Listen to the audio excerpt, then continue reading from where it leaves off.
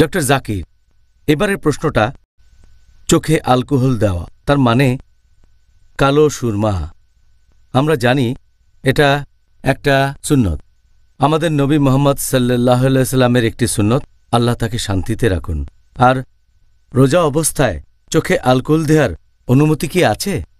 চোখে অ্যালকোহল দেওয়ার কথা যদি বলেন, আমাদের ভারতীয় উপমহাদেশে বলা হয় সুরমা অথবা কালো আইলাইনার, এটা আমাদের নবীর সুন্নত। আর আমরা একটা হাদিস থেকে পাই যে হযরত আনাস রাদিয়াল্লাহু আনহু নবীর সাথে থাকতেন, তার খাবার রান্না করতেন আর তিনি চোখে অ্যালকোহল দিতেন। নবী কখনোই তাকে বারণ করেননি, রোজার সময়ও তিনি চোখে দিতেন। এতেই প্রমাণ হয় চোখে সুরমা দিলে রোজা ভেঙে যায় না, এটার অনুমতি আছে।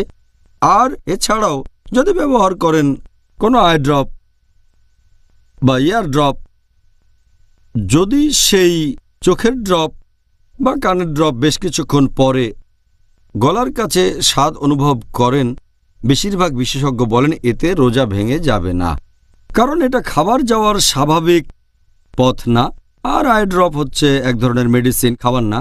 আবার অনেক সময় নাক, কান আর গলা একসাথে দেখা হয়, এটাকে তখন বলা হয় ইএনটি, ইয়ার নোজ থ্রোট। তাহলে যদি চোখের ড্রপ দেন বা কানের ড্রপ দেন অথবা নাকের ড্রপ দেন, সেখানে সম্ভাবনা থাকে কিছুক্ষণ পরে গলায় চলে যাবে, তাহলে ওষুধের স্বাদটাও পাবেন। নাকের ড্রপ হলে বাইরে ফেলে দেবেন। তবে কান আর চোখের ড্রপ যদি গলায় চলে যায়, বেশিরভাগ বিশেষজ্ঞ বলেন এতে করে রোজা ভাঙবে না। তবে কিছু বিশেষজ্ঞ বলেন সেটা যদি গলায় চলে যায় তাহলে রোজা ভেঙে যাবে। তবে সঠিক নিয়ম হচ্ছে, যেহেতু এটা খাবার বা পানীয় যাওয়ার স্বাভাবিক পথ না, সেজন্য বেশিরভাগ বিশেষজ্ঞই বলেন এতে আপনার রোজা ভাঙবে না। আর যদি এটা নিয়ে কারো সন্দেহ থাকে তাহলে বিরত থাকতে পারে নাকের ড্রপ দেওয়া থেকে সূর্যাস্ত পর্যন্ত, তাহলে তো পুরোপুরি সেফ। তবে সঠিক নিয়ম হচ্ছে নাক অথবা কানের ড্রপ ব্যবহার করলে আপনার রোজা ভেঙে যাবে না।